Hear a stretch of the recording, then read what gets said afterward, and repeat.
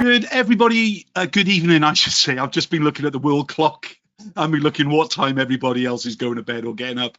Good evening, welcome to you all and welcome to another Talk Photography. I'm Mark Clegg for the Photographer Academy, and soon we're going to be joined by Damien Lovegrove, who's going to talk about some of his great images.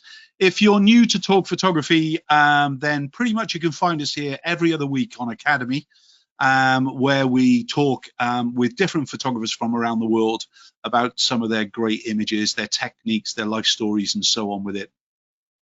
If you are new to the Photographer Academy and you've kind of joined today, as far as you've joined us by kind of clicking on the link, remember you don't have to be a member to watch any of our live events at all. On a Wednesday we do Photoshop School as well as our Talk Photography, or we do our photo development sessions.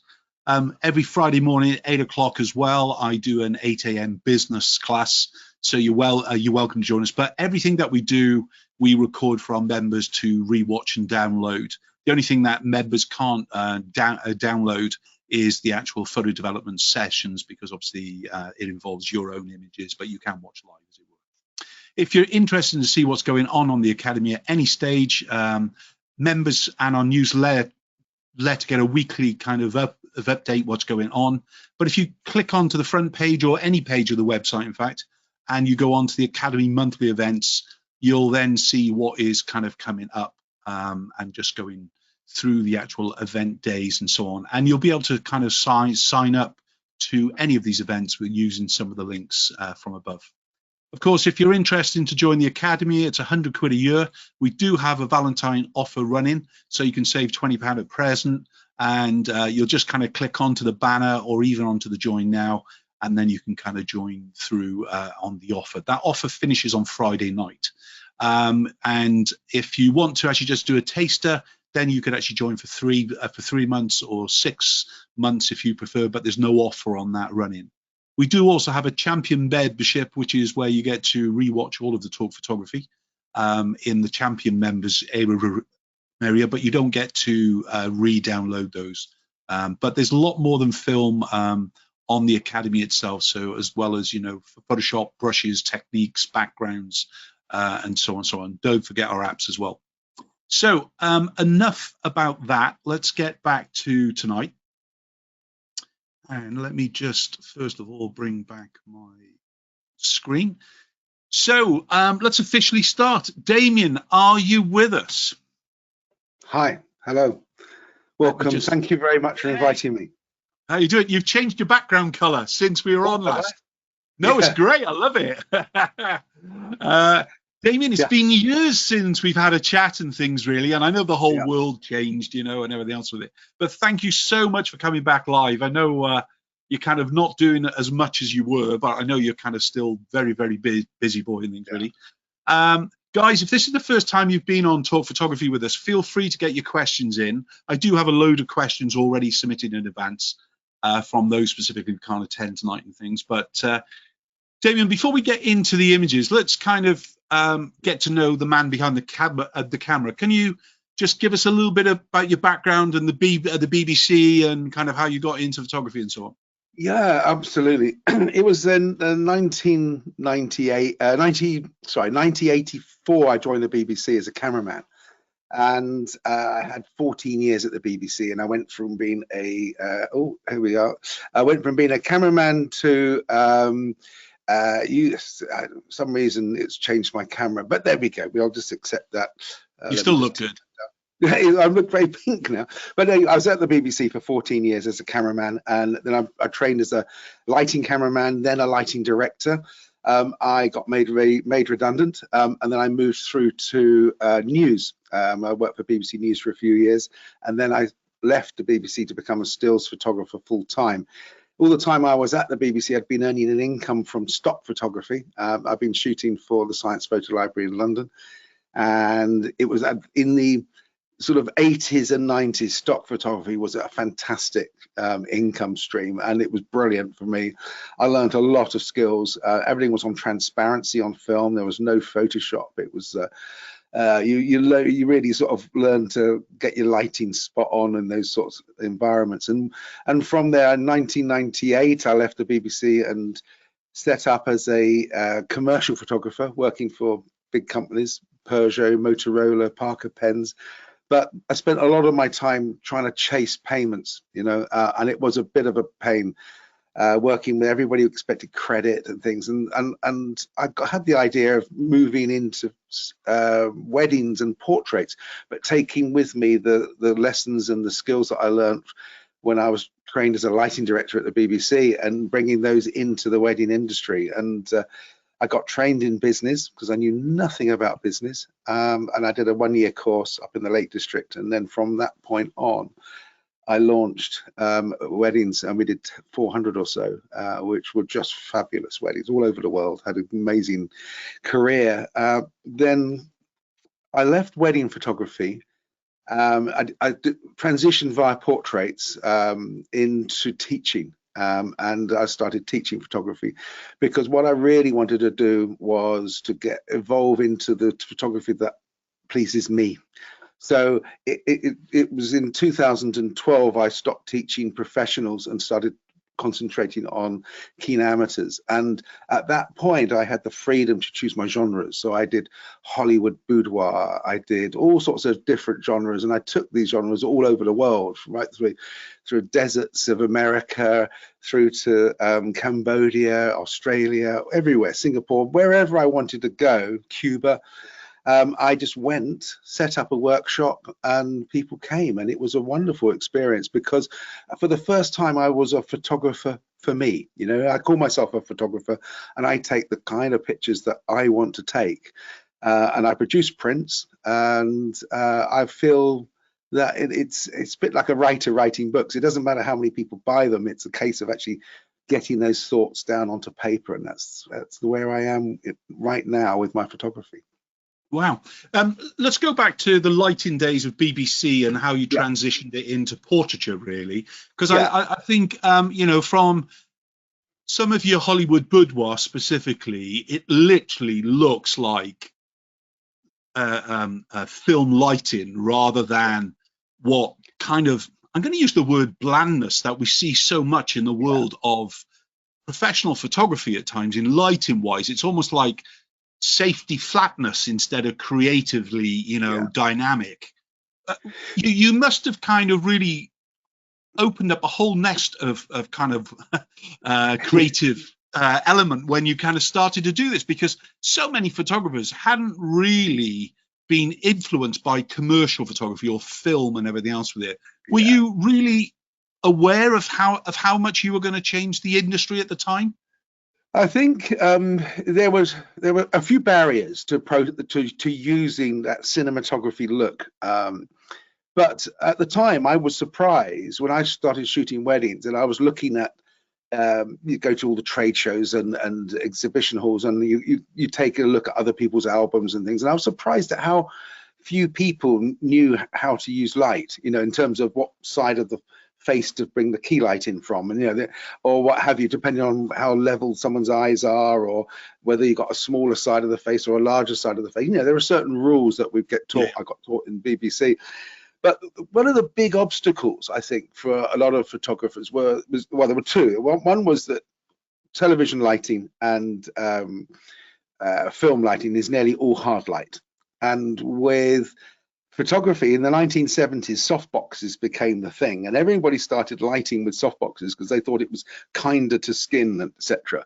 But what you've got in the situation now is it doesn't matter what spots or pimples people might have, it all gets erased anyway because of the current trends are to over process the imagery. But if you use a hard light, you get a narrower face, and you get stronger, sharper lines and cheekbones, and everybody just looks so much better. And if you use soft light, everybody's face is wider because the light is arriving from all angles, and you don't get that. It's not as beautiful. But a lot of people felt that the skin looked better, therefore soft light was the way to go. And it's much harder to mess up with soft light. I think with hard light, if it's used incorrectly, it can become harsh light, or it can easily become unflattering. The big problem with cinematic lighting is that pretty much everything is lit at 90 degrees to the subject, or to the camera, I should say. So straight down, when you've got no one no one in a feature film looks at the camera. All right, they just don't look at the camera. So they're looking at their other actors or whatever. The camera is not ever seen. Whereas a lot of portrait photographers want their subject to look at the camera. So it's going to take a different lighting style anyway. But most of my work is lit at 90 degrees to the camera. And when you've got two people in conversation in a film, they're both profile looking, and then the two shot is a profile, and then you've got an over the shoulder from one side, over the shoulder from the other. But essentially, you've got 90-degree lighting, or even upstage lighting, which is even slightly further around, and it just looks exciting. And it's all lit with hard light, with barn doors, so you can keep the light off the background. And this style of lighting became I just decided to use it on stills, and it became really popular quite quickly. And I found that there were people asking for that style of portraiture at a time when I wasn't shooting portraits. I was teaching it. I was teaching other professionals how to integrate that style of work into their what they offer their clients, you know, their body of product line, I suppose. And it became quite a fashionable thing to do. And I was just loving it. I just loved working with hard light, crisp hard light with Fresnel lenses, and then dappling the light with some patterned gels and things. And it really, I cemented a look perhaps that had transcended beyond what I learned at the BBC, and I took that as a foundation and I built upon that. But I wasn't really aware of anyone else in the industry going down that road, so I sort of forged my own style, shall we say. So when a photographer is kind of opened up to hard lighting, as far as artificial light, flash, strobe, whatever, how's the transition for them? Do you know, for you and them, into using hard light on location then and things, really? Because some get it instantly, isn't it? They can translate from daylight to flash, flash to daylight. Some kind of can't cope with the differences. But do you find that today, because it seems that a lot of the images we're going to be seeing today are a lot more natural lit, dynamically, kind of through apertures, or it feels like it. But obviously, that's the thing. Feels like is the phrase, because when you look at a movie, every shot in that movie is lit. Okay, the lighting director's got total control, except when you're on the outside. If you're driving through LA on a sunny afternoon, you're working with the light that's there. You can't force or alter that. But what you can do is you can put people into the shade and then light them with big lamps to create that reflected sunlight look. But what's happening is a lot of people don't realize this. They're very familiar with working with hard light because they work with sunlight. And so if you take pictures in sunlight, you're working with hard light. And sunlight isn't necessarily hard you don't want to look at the light, but it's actually, if you've got 24 people, whatever, 22 people playing football at a football field in the full sun, they don't have to wear sunglasses. They can be out there for 90 minutes, no issues. And people don't realize this. They think, oh, it's sunny. If it's the full sun, you can't work with sun because people can't open their eyes. Of course they can. It's just depends on what surface you're standing on. On the beach, it's going to be a different matter. But so when you understand that actually sunlight can be a really nice light to work with, and if you want to work with it as a straight down the nose key light, and bring the camera straight into the angle, you sort of got to work in afternoon light, sort of from 4 o'clock onwards, just to make it easier for the client, especially as the light's dropping lower. But that light is beautiful light, and you get the most fabulous portraits. So I thought, well, let's just create that same light.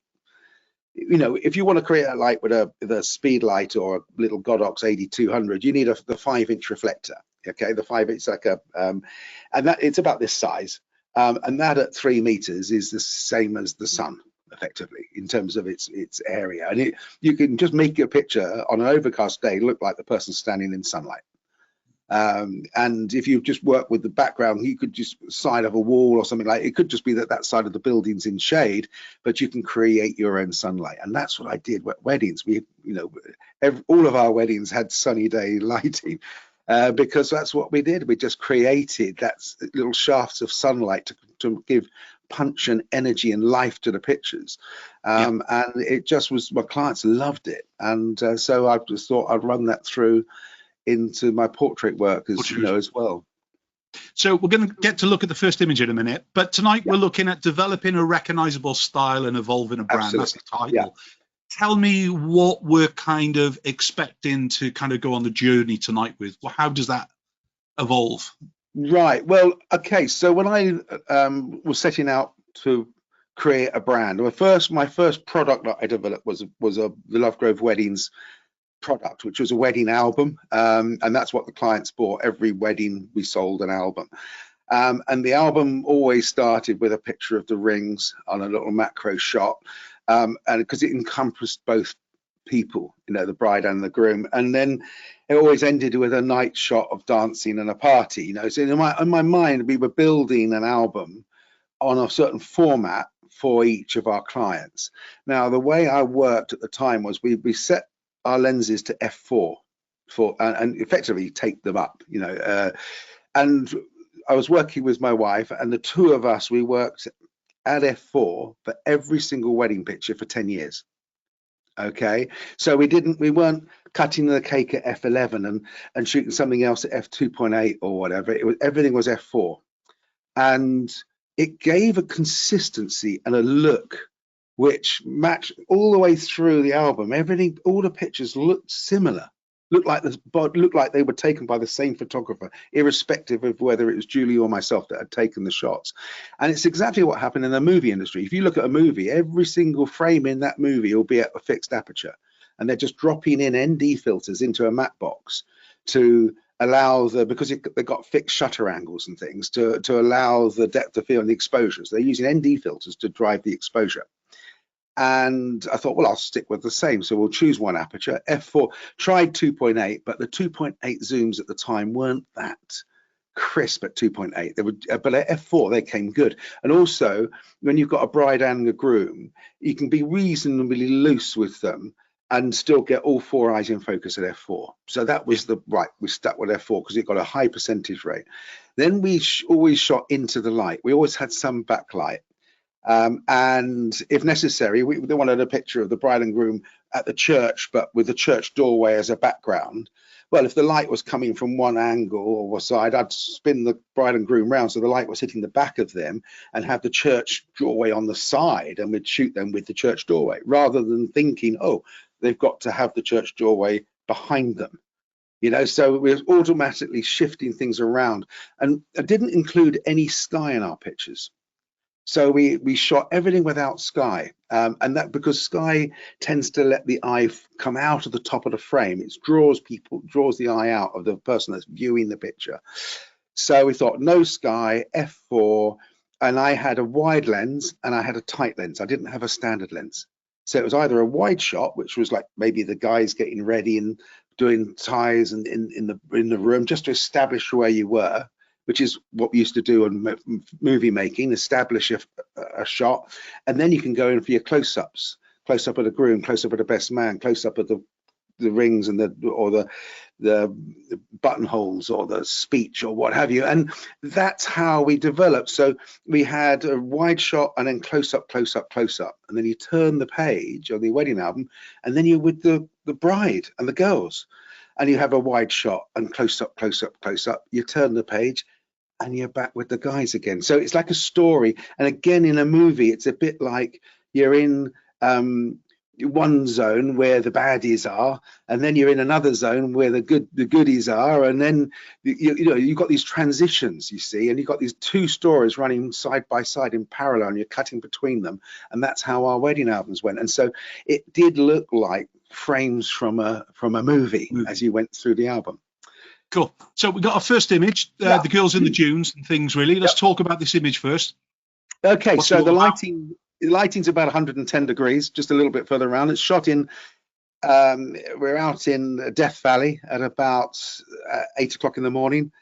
And this was on one of my deserts and gold dust tours. And so out in America, we pick up 5 large SUVs. These are big vehicles, and we'd go out in convoy. There's 20 of us in convoy, 12 photographers, 2 models, 2 tutors, and partners, some partners of the photographers. And we go 4,000 miles through California, Nevada, all around a big road trip. And this just happened to be one spot on the road trip. And of course, I'm wanting to run light against dark. So the girl that's further up the sand dune, she's just set against that darker panel behind, and she's got that rim lighting in her hair, and that's perfect for me. That's the style of lighting that I like to work with. And the other girl's coming up again, she's still got a rim light on her face, which is nice. So we've got that separation. And so even in a hot desert, you tend to have control, and what looks like sky beyond isn't actually sky. It's just, there's quite a lot of moisture vapor, and that's mountains in the distance. But that's very typical of a sort of Lovegrove shot. So the girls had to start further down out of the left of shot. We got ourselves all lined up, and then they came up into shot, and I was directing the action from there. Composition obviously plays a big part in the world of film and kind of the translation into photography. A lot of the images tonight, we've got beautiful kind of compositional space around pretty much all of the images. Is that something in your head that has to fit no matter what? You know, a lot of people like to zoom in tight, isn't it? And they're afraid to actually kind of get away from the subject to kind of show the people in place rather than just the uptight person. Absolutely. I think it comes from having lots of pixels. That's the first thing. I think if you're working with a 12 megapixel camera, you know, Nikon D700, Canon 5D Mark I or whatever, you'd be much tighter on this shot. But you wouldn't give yourself that freedom to have all that negative space. And often when you're shooting for a wedding album, you imagine the largest picture at a wedding album is maybe, I don't know what it is in metric, but it's probably 30 centimeters, something like that, 40 centimeters. And really that's maybe even less, 20 centimeters. But the point is, you've got, people want to see the faces bigger. And so certainly in social photography, you don't tend to get the opportunity to go as wide as this. But of course, if you want to sell a big print and you're working professionally, the smaller you make the person in the print, in the picture, the larger the print will go. But you need to work on medium format. Traditionally, that's what we've always done. We've run the two side by side. But you'll notice that all the pictures that we're going to look at are in 4:3 aspect ratio. That's a ratio that I love, and that's the way I like to work.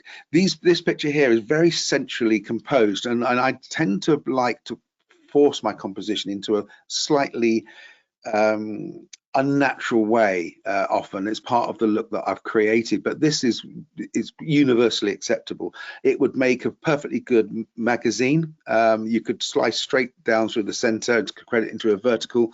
You've got space for a headline, you've got space in the bottom right then for lots of text, what's in the magazine. So it could go into a horizontal, so it'd make a good banner at the top of a Facebook page or something. So having this amount of negative space actually allows a lot more usage of the picture after the event. But I personally, I also, you know, just like to see that more of the context that people are in. So we talked about the wedding, you know, the f4 wide lens, tight lens. Does that follow through today still? You know, are you pretty much still at the same, you know, ethos in your head? You know, have you changed much, or is that pretty much it? Completely changed. So I work, you see, when you're working with weddings, you're dealing with you're creating a body of work that's eloquent, self-supporting, and maybe 200 pictures in a book that has to have a flow. It's telling a story. It's the view of one photographer effectively through that book of one day, and every picture is related to the next, you know. Whereas here, what I'm doing is I'm shooting individual images. So I'll be at f8 for some images, f4 for others, f2 for others. You know, it's whatever the shot needs. Now, this picture's in the set because when I started working with working on my own body of work, I should say, I realized that the way I wanted to light was very much like they would do in the film industry, and I've been carried that through all my life, really. So this is an overcast day, and I've got an AD200 flash outside the building, high up on a stand, pumping through the window, and it's the light on that back wall is the aperture that the windows created effectively. And so that light is coming through from outside. Now, without the flash, the picture's just dull and dark. And you splash a bit of flash on, and you think of it as like hazy sun coming into a building, and it has that sort of natural look. And the flash is at about 90 to 100 degrees to the camera. So I always look at the unlit side of the face. I always have the camera below the eye level. So I'm looking up to the face and down to the feet. And I like to include elements in the picture for the eye to follow, like the roof tiles on the bottom left and the animal trough and the textures and things like that. And also, I don't edit my work in the sense that I don't post-produce it really. So the maximum post-production on my pictures tends to be about 60 seconds per image. Okay. So when we're kind of looking at the depth of shadow information, are you trying to obliterate all ambient light and use artificial light to kind of lift the details that you want? Or are you using the ambient light within the scene and then basically, because it looks like, at first glance, it's kind of a French cowhouse with the afternoon sun just kind of kicking through the window with it. Yeah. She's just been disturbed after having, the wicked way with the father. It's some sort of fantasy idea. Yeah, whatever you want. But as far as the detail is concerned, is that controlled with artificial light, or is that using the ambient light in this particular case? Right. So the whole mood of the picture is set without any flash. So I expose the picture, I expose the background, like the tiles and the floor and the wall at the top left. That exposure is set at zone 1 or 2. Dial it in camera, get the shadows the way I want. So I've got texture and tone all the way through the image, but it's just 2 stops to 3 stops underexposed. It's just down there. And then I pump the highlights in, the flash power, adjust that to taste without touching the background exposure. And then you've got your pool of light in the highlights, and the background exposure is established. If you put the flash on first and then expose with the flash, then you don't have control of the shadow tone. So you've got to expose for the shadows and then add the light for the highlights. And we'll talk about some tech in a minute and things. Just to stay on color of light for a minute. Are you coloring the light at set, or are you coloring it in the post-production? Yeah. So what I've done here is I've left the flash at 5,600 Kelvin, which is the just normal bare flash, and I've set the white balance in camera to much higher. And so what it gives the picture a lot more warmth.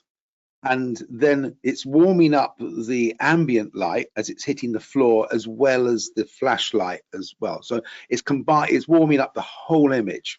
And so that tonality is something that I've worked on, and you'll see quite a few pictures have this warmth in them, but the blue skirt provides enough of a cool element to allow your eye to accept that lighting as being real. Very good. Let's talk techie for a minute. So today, as in now, what's your camera systems? What's your favorite lenses? What are you doing? Yeah, so I've got a GFX Fujifilm GFX 100 Mark II, which is their sort of flagship camera, and I've got a 30mm 45, a 55, and a 110 lens. Those are my sort of core. I was using a zoom, but I'm finding that I'm not getting the absolute quality that I need in the corners of shots if I'm placing subjects in the corners. So I've switched over to prime in the last month. So I'm running primes for everything, and I've got a 250 out as well. So effectively, in full frame terms, I've got the widest is a 24, then I've got a sort of 35, and I've got a sort of 45, and that's a f1.7, and then I've got an 85, that's an f2. But 85, my 110 f2 lens, which is equivalent of an 85, it's equivalent of about an 85 f1.4, something like that. So you've got relatively shallow depth of field if you want it, but the characteristic of the Fujifilm lenses is much calmer in the bokeh. It's not competing. You haven't got these big rugby balls. You haven't got swirliness. It's a completely different style. It's just neutral and calm. A lot of people think of it as being the rendering has been a bit boring, but actually I think it's perfect for what I want because it doesn't detract from the subject, and so it suits my kind of style of working. Metering wise, if you're Yeah. using natural light, let's say on location, like we saw with the girls on the dunes, where's your metering? Are you metering with a meter? Are you going through camera? How does it work for you? I don't use a meter. Okay. At all. So what I've done is I've calibrated my LCD and my EVF.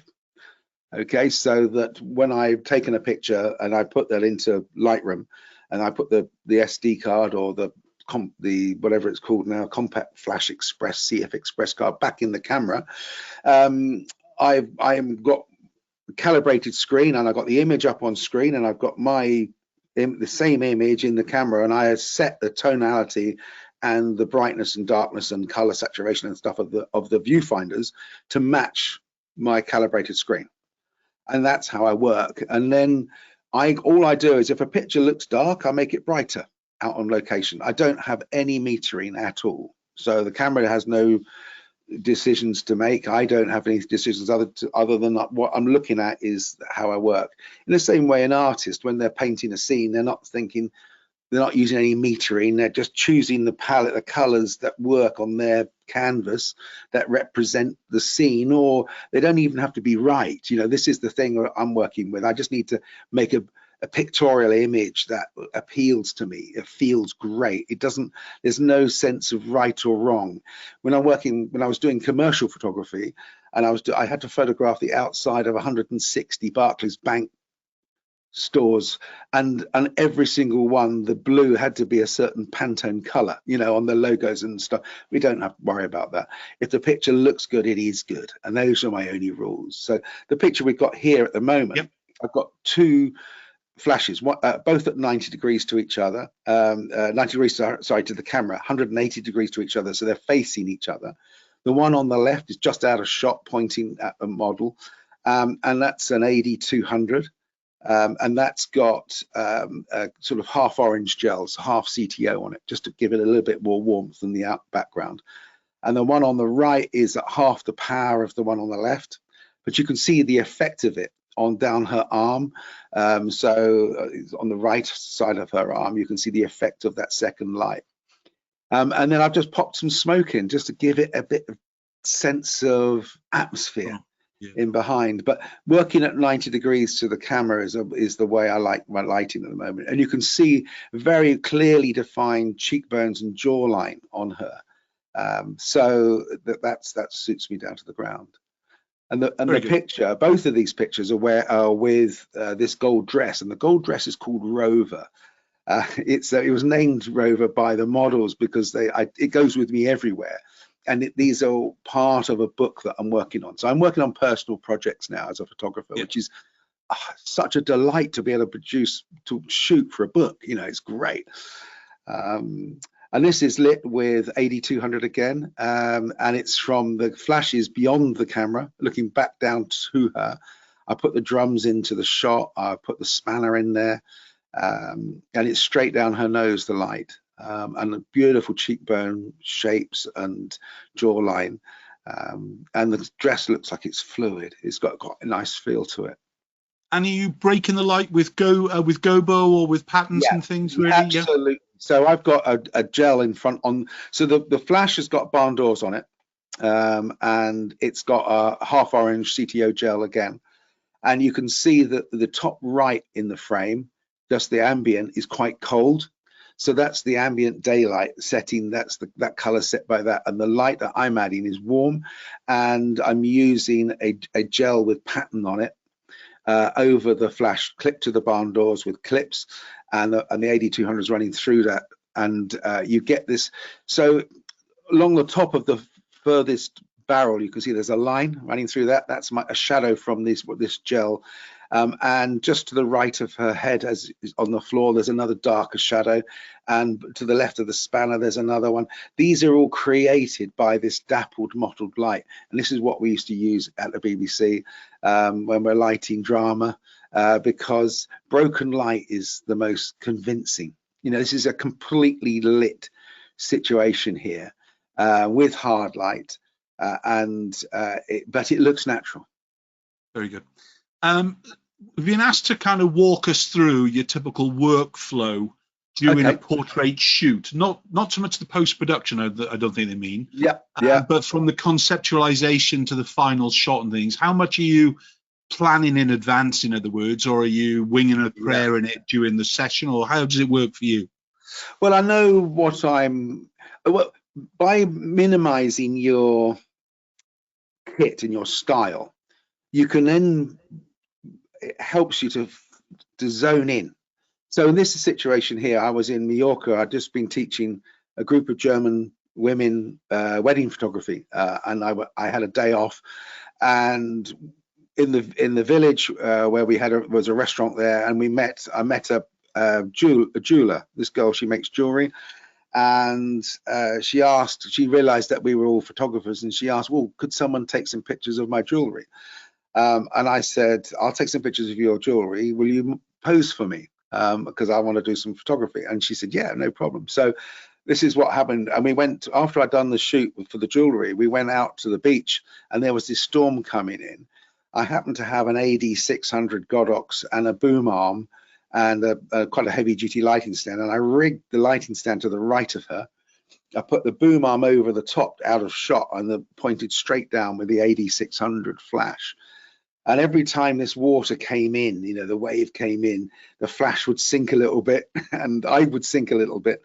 And I just asked her just to pray to the heavens. I wanted this image. I wanted the drama of the image. It was, in terms of composition, it's bang in the middle. It goes against all convention, but it's so powerful. You sort of get away with it. And within about 2 or 3 minutes of having got the shot, we were out of there and getting drenched, getting back to the car. I remember absolutely downpouring. It was just, but that was a laugh, and it was warm, and she saw the picture and she was just, mouth dropped open. She'd never seen anything like it. And I just felt that it was a statement piece. You see, I'm shooting for myself, not for a client, and that makes a big difference, because I'm not trying to think what would the client buy. When we're shooting portraits of family portraits, or portraits of maybe boudoir portraits or something, we're shooting to sell. We're thinking, what is the client going to love about herself? What isn't she going to like about herself? And what do we need to exclude, include, and things like that. But when you're shooting for yourself, you don't have any of that. This picture might have been f11. It doesn't matter, does it? It really is not. The clouds, the distant mountains are still in focus, which is great. And so I'm just saying to myself, right, let's just get the maximum oomph out of the flash. The flash would have been probably wasn't on full power, because you've got to wait about 4 seconds or 5 seconds before you can take a second shot. So it's probably about half power just for the recycle time. So we've got 300 watt seconds of flash. And I'm just kneeling on the sand, sinking as I say, each time the water rushes out, you sink down a little bit. But the pictures are just magical, and it's just happening. And it's, you just, the technical process, you're not really thinking about. You're thinking about the image, the emotion, the moment, the connection that you have with the person. The fact that she's got that dress in her hand and she's got her hands to her mouth, that's so powerful. It's like sort of, it's like a sort of religious, iconic sort of image in a way. I don't know whether she's religious or not, but we just had some fun. I agree with you. It's very religious. Yeah. You've always been techie, or you always come over as very techie. Is it the kind of the dissecting of the new equipment and everything else that's available that kind of you enjoy, as it were, because there are times that you've kind of been restricted by the equipment that you've got, and you've got to go, right, this has got to change, so I've got to go in search of something new? Or how does it work for you when you're getting kit? I think I do have a strong technical background, because I had to learn all that right back in at the BBC. We had to learn about optics, refractive index, different types of glass, and how they all work, and all that sort of stuff, and light, of course. And so I know, there's infrared kicks in at 720 nanometers, etc. I got all of that sort of core knowledge and background. But what matters when I'm shooting is not the technical stuff. What matters is the composition, the image, the light, the drama, etc. And so I tend to, as I said, I don't use any metering. I decide what lens I want for a shot, what I want to include, not include, and I walk around. Every picture here, by the way, that you're going to see was taken on a tripod, even the ones in the sand dunes, because that's how I get my composition. So in this situation, the model wasn't in the shot. I walk around the room thinking, what do I want to include? And I've got that dark panel without any windows. I'm thinking, right, that's where my model's going to be. So I rigged the camera in a vertical format so that that's on a third of the frame. I thought, right, that's the third that she's going to stand in. So now I'll lock it off once I've got all my verticals upright, because again, that's why the camera is relatively low. You can't look through the little hole in the camera and shoot this kind of work, because you're on your knees the whole time, because the camera's basically, it's like waist level height. You look up to the face and down to the feet, and that's why all your verticals are upright. I don't have to do any of this malarkey in post, I get it in camera. Yeah. And then I'm thinking, right, I want the background of the room to be, I want the blacks in the distance to be lighter than the blacks in the foreground, because it's contrast separation here. It's not focus separation. There's a little bit of focus separation. The windows at the back aren't quite as sharp as the ones in the front, but not, this is probably an f8 shot. So I'm in there with a smoke machine, pumping the smoke in at the far end of the room, because you want that recession. You want the furthest point in the scene to have the lightest blacks, and then the foreground to have the deepest and the darkest blacks. So I'll get the smoke in there.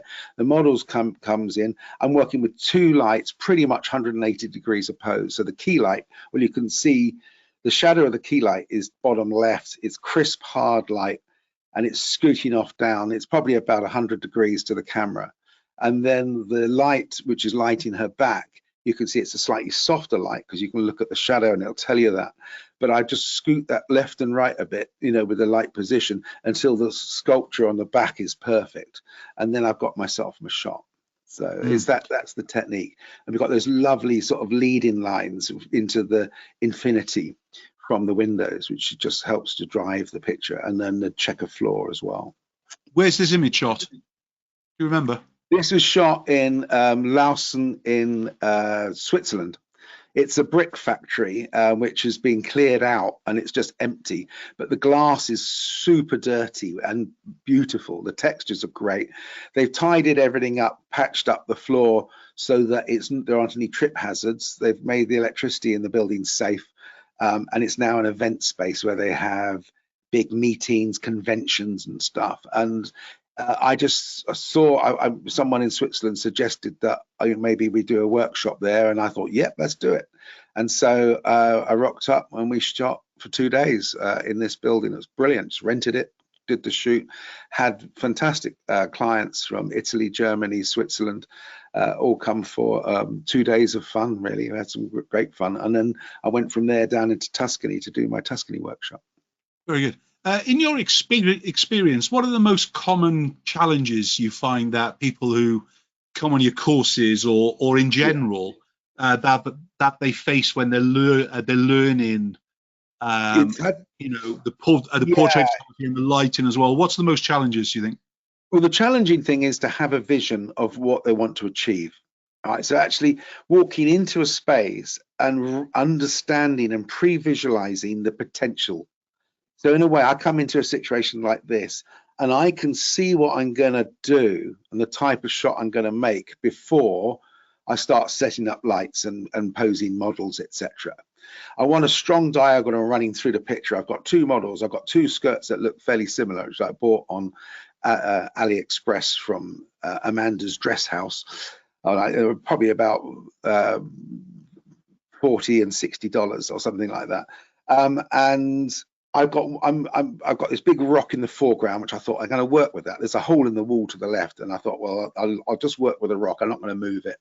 I wanted to get some of the ceiling in because that tells you a little bit about the structure of the building.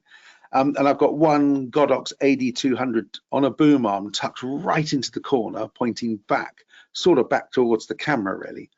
And that's the one light. And so the girl in the bottom is being lit with the reflected light off the skirt of the girl that's on the ledge. and the two eye lines make their eye lines make a fantastic sort of diagonal in the frame. And it was all part of a fantasy set I was doing with these sort of big skirts. But it's just one simple flash. But it's not about the flash. It's about the moment. So the expression, there's a warmth and there's an energy in the girl that's standing up and she's looking down, and there's a hopefulness. And so I'm directing the emotional feel that I want in the image. And sometimes I want laughter, sometimes I want calmness, but I will create that laughter. I won't say, oh now laugh please, you know. I will just create the fun, and most of the time I throw the joke on me, because that's the easiest way to get a good laugh and not upset anyone. And so I tend to be the butt of the jokes, but it's, you know.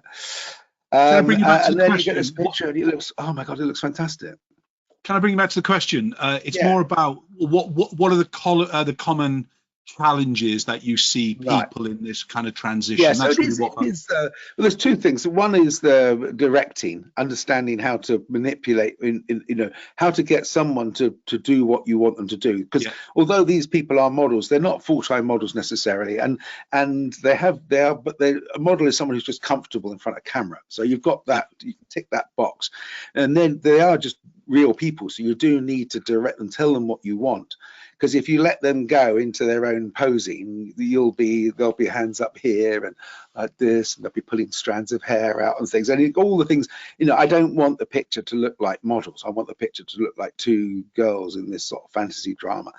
And so that's the first thing, is the directing. And so a lot of times I got my clients are with me, and they're some of them are super technical photographers. They know everything about a particular lens and the field of focus and all that sort of stuff, and their apertures and their everything. But they don't know how to direct, and so they're there to learn that. Other times I've got someone who's got very poor technical knowledge, but they're very creative, and they're just looking and they're seeing moments. They're pressing the button at all the right times.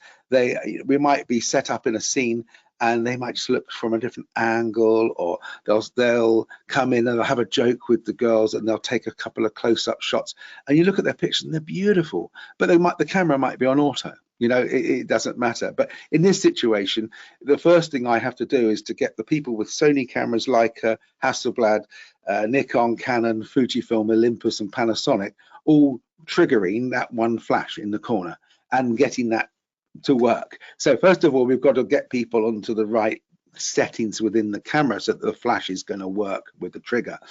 Generally speaking, that's not too bad. It takes about 45 minutes to get everyone working, and then for the rest of the week that we're shooting, they're fine. They keep the trigger in, they put it in their bag, they switch it on, and away they go. Because I look at this image, and you know, on the back of a camera, when they take a photograph, they're not going to believe the image is there, are they? They're going to think it's dark. Instantly, somebody will look at it and go, "This is too dark for me." And you and I know it's not dark. We've lit the highlights perfectly, and we're allowing the shadow information to be there as much as we want it to be. But somebody, when they're just getting going, you know why they open up apertures, or they slow shutter speeds, or they increase their ISOs, is because they don't believe in what they're actually see. Do you understand what I'm trying to get at with that? Totally, absolutely, totally. So first of all, I will say to people, look, we're going to be inspired by Caravaggio on this workshop. Take a look at some Caravaggios. Look at how dark the backgrounds are in the paintings, yet there's still information. All the information's there. It draws you in when you're at the gallery. And then look at the amount of highlight in there. And of course, and this image isn't particularly dark in the background. The background's got quite a lot of light. You know, we're in zone 4 or whatever. But a lot of Caravaggios are much darker. And I say to people, don't be scared of white and don't be scared of black. But you don't want a black hole. You know, I'm quite happy for there to be areas where you would expect it to be black. But you want the eye to be able to rest in any part of the scene and to be able to gather information. And so that's the way I work. And so people, I will go around and people say, that's overexposed, that's a little bit hot, calm that down a little bit. And I'll take a sort of sample shot, then I'll step out the way and let other people shoot. Yeah. And it's exactly the same here. I've set the exposure here for the wall on the right and the arch. So I know it's a bit difficult here because it's against white, but there is detail in that brickwork right throughout the image. And then I've put a light onto the model at 90 degrees to the camera and just adjusted the brightness of the light, because happens to be a continuous light this time, to give us the look that I wanted. And I would say potentially the brightness of the light it's possibly just peaking on that skirt. Not that it really matters in this situation, but certainly the information will be there, because there's such a wide dynamic range in modern cameras that you've got that shadow tone and the highlight tones available.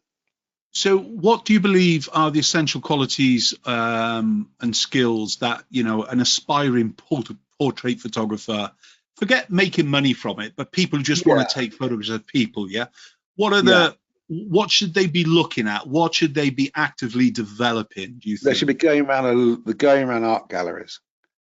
Go around art galleries, number one. Start looking at, it doesn't matter whether you're looking at 17th century art or 20th century art. It doesn't matter. What matters is that look at the way people are perceived within the paintings and decide on what you like. You might like Edward Hopper, for instance. This would be a typical pose for a Hopper, but he'd have sunlight coming through that window, not a north-facing light. He might be Caravaggio. It might be his work is very dark and it's a lot of blood and guts and not particularly lovely subjects. But just be inspired by different artists. That's number one. Then think about what the narrative you want to create in a picture. In a way, the model is immaterial. This is not a portrait of the person that's sitting in the picture. That's number one. It's not a portrait. It's like a painting. It's like a visualization of a scene. Now, because the person's not looking at the camera and she's looking down, and in a distant sort of way, distant in mind, the viewer of the image is drawn into thinking about what's she thinking about. Why is she in that mood? Is there anyone else? Was there anyone else in the bed with her last night? Who else is in her life? Is she in transition? These are all the things that you sort of think about, and it's just great because it helps to build that narrative. And it doesn't really matter what the accuracy is. What matters is the person that's viewing the photograph has got some nugget to work on to let their mind wander.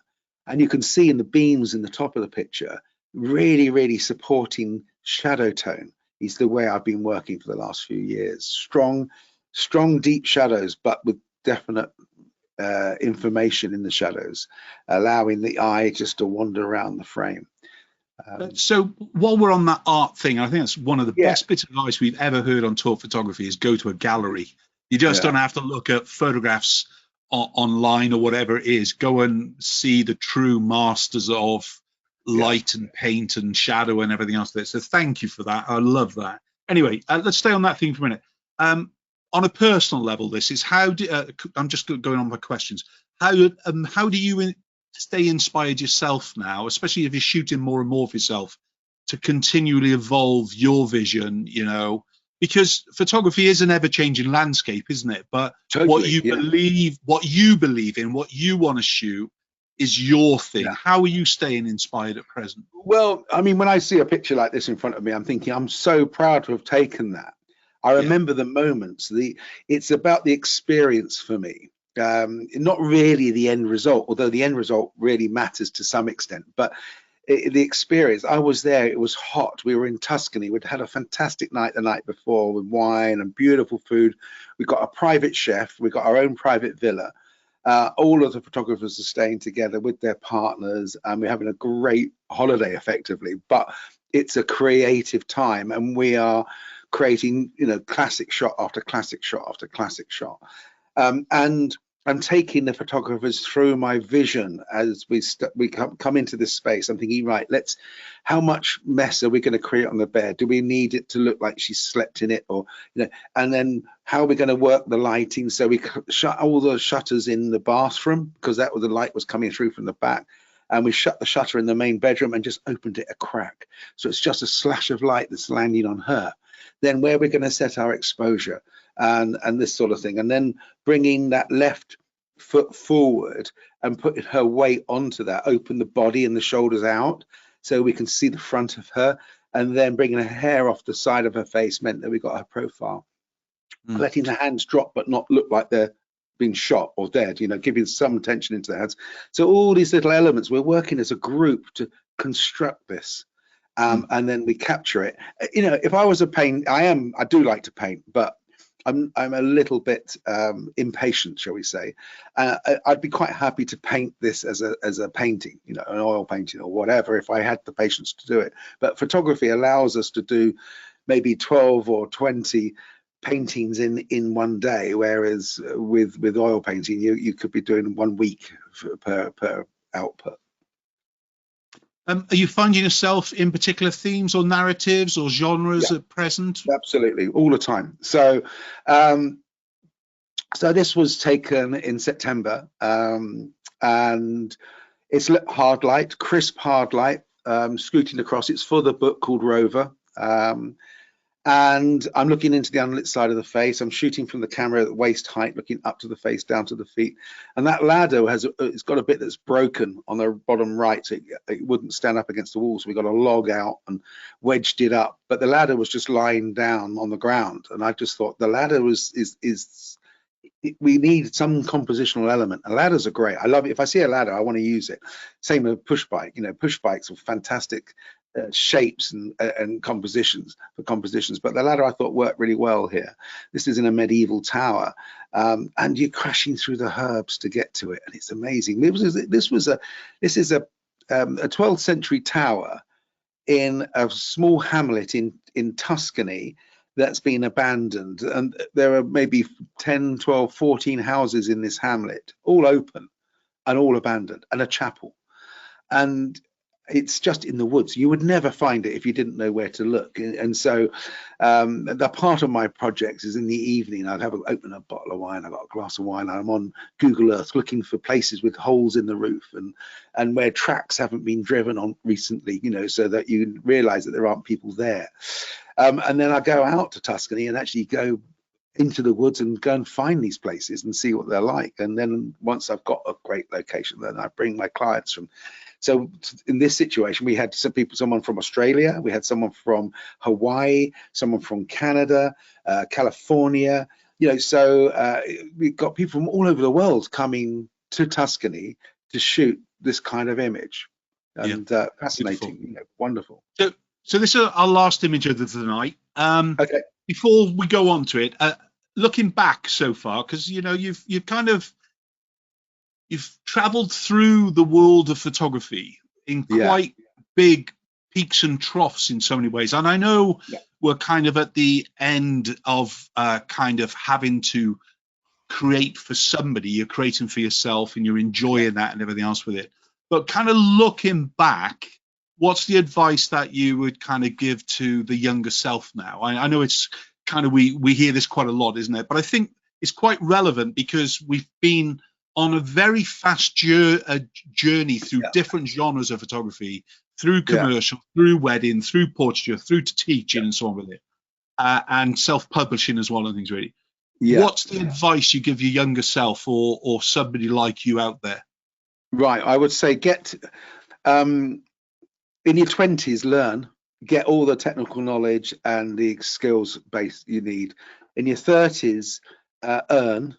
You know, I did 400 weddings, you shot a lot of weddings and did portraits. You just got to get the work done, but have a really good product and be efficient with it. And there's no point doing 30 years of weddings to pay the mortgage off if you can do it in 10 years, you know. So become good, sharp at what you're doing and deliver. Take on the business skills necessary. And then as soon as you can in life, effectively retire. I say retire, I mean, I'm still shooting, I'm doing workshops and things, but I'm shooting for me. I'm being a photographer. I'm thinking, what do I want to photograph? I'm going to go to Tuscany. I've just come back from Spain. 2 weeks ago, I was in Spain shooting in old film sets from the spaghetti westerns. It was just brilliant. 21 degrees. Breakfast on the beach in a little beach hut in the morning, and then you're out and it's just fantastic. And you're thinking, live your life. You know, people say live each day like it's your last, but I would say if art or creativities within you get to the point where you can fulfill that, rather than be taking pictures that suit other people, or you don't really want to be shooting to sell so much as shooting for yourself. And that's one thing. And I've always steered away from, as you know, from competition. I mean, I did some competitions very early on with MPA, BIPP and stuff, but I soon left those organizations in, I think it was 2002, because I wanted to concentrate on clients, get my head down, not shoot for me, not shoot for anyone else, just for the clients. And now I got to that point, the other side of it now, I'm thinking, right, well, now is my time to build a body of work, to produce books. So this is another picture for that Rover book. I just love the tones. I really don't like green and red together, but Mishka, the model here, said, you've got to shoot this. It's really important. We've got to shoot it. And I lit her. There's two lights in there, one lighting that far wall, and there's one lighting her. And as you can see, there's a gap, a dark band between the two. And she's absolutely right. I needed to shot it. And then when I saw it at the back of the camera, I thought, you know what, that's a nice shot. I love that. And you get that little buzz, and you go back in the evening, you're sitting in the square in Siena and watching the play of light on the cobbles, sipping a nice glass of wine and eating some fine food, and you're thinking, that was a fantastic day, because you get that sense of achievement. And so as we move forward now, AI could easily create an image like this just with a few keywords and things, but it cannot put you in that scene, where you're there, you're having that creative energy, you're cutting through brambles to get into the space, and then in the evening you're celebrating your achievements in a beautiful Tuscan town. So in a way, live the experience of photography. Allow photography to be a vehicle to get you out there, enjoy the world. If travel's your thing, maybe become a landscape photographer or a travel photographer. I happen to shoot portraits on location, but I have people come and watch what I'm doing and take part in what I'm doing, and that funds my personal journey. Very good.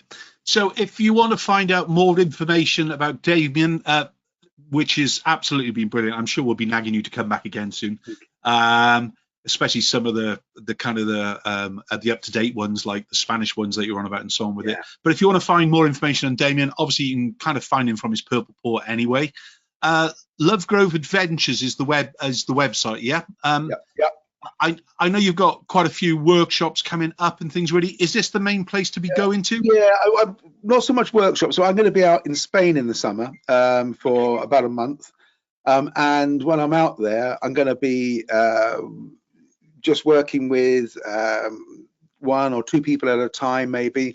So I'm going to base myself there and then invite people to fly out. You can, for £49, you can go from Luton Airport out on a Thursday. We can do shooting Friday, Saturday, Sunday, and you can fly back Monday morning. And we can just have we'll keep the cost down, but keep the experience level, keep the experience high, and the photography will be fantastic. You can join me in Siena if you'd like to join me in Siena, but the details, they're going to be evolving on the website over the next couple of weeks, because the Lovegrove Adventures is the place to go. Yeah, absolutely. But you can see along the top there, the menu there's galleries. There's about between 1,000 and 2,000 photographs within those galleries. There's maybe 20 galleries there. So there's all sorts of things. If you click on blog again, you can see that the blog is there as well. So, but the galleries are quite powerful galleries, and the blog's got about 300 or 400 pillar articles, where you can see the journey, because I tend to write up my articles, and I describe the lighting and the style and what I've been shooting and how I've lit it and why. So it's actually quite a good learning resource. And for those people that really want to get behind the working with light the way I do, then I've got an online course which they're welcome to come and join. And that's under the Lovegrove Photography School. Damien, thank you so much. It's been an absolute pleasure, and I'm really great to actually questions coming through about beautiful work, very inspiring and so on with it. It's been brilliant, mate, and I'm sure we'll be nagging you to come back again very soon and things, really. But from all of us, thank you very much. Enjoy your shooting adventures, and I'm looking forward to seeing the book when it's done as well with it and things, really. Thank you. Thanks very much, Damien. Thanks everybody for joining us live. We'll see you all soon. Take care now. Bye-bye.